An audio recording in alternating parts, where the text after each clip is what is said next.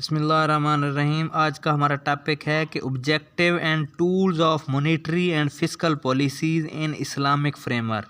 कि Islamic framework में monetary policy और फिस्कल पॉलिसी के ऑब्जेक्टिव्स क्या हैं और टूल्स कौन से हैं।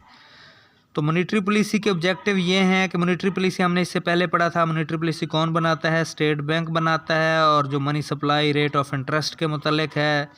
और उसका पहला ऑब्जेक्टिव भी क्या है कि इकनॉमिक स्टेबिलिटी होनी चाहिए। मुल्क के अंदर इकनॉमिक्स क्या होनी चाहिए? स्टेबल होनी चाहिए। मुल्क के अंदर मुआशी सूरत हाल में स्टेबिलिटी होनी चाहिए, उतार चढ़ाव नहीं होना चाहिए। बैलेंस ऑफ पेमेंट इक्विलिब्रियम होना चाहिए। बैलेंस ऑफ पेमेंट का क्या मतलब होता है कि जो हम क्या करते हैं, एक मुल्क दूसरे मुल्क या दो से ज़्यादा ममालिक के दरमियान क्या है वो हम ट्रेड करते हैं, और international transactions during a year, तो उसके रिकॉर्ड को हम क्या बोलते हैं? बैलेंस ऑफ द पेमेंट बोलते हैं। और वो बैलेंस ऑफ पेमेंट इक्विलिब्रियम में होना चाहिए, डेफिसिट में भी नहीं होना चाहिए।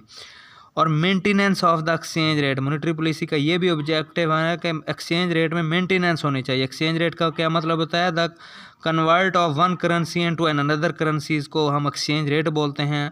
और attainment of the economic development, और इकोनॉमिक डेवलपमेंट को ताकि अचीव हो जाए, तो ये ऑब्जेक्टिव ऑफ मॉनेटरी पॉलिसी हैं। इसी तरह से फिस्कल पॉलिसी के भी ऑब्जेक्टिव हैं। ऑब्जेक्टिव्स दोनों के सेम होते हैं।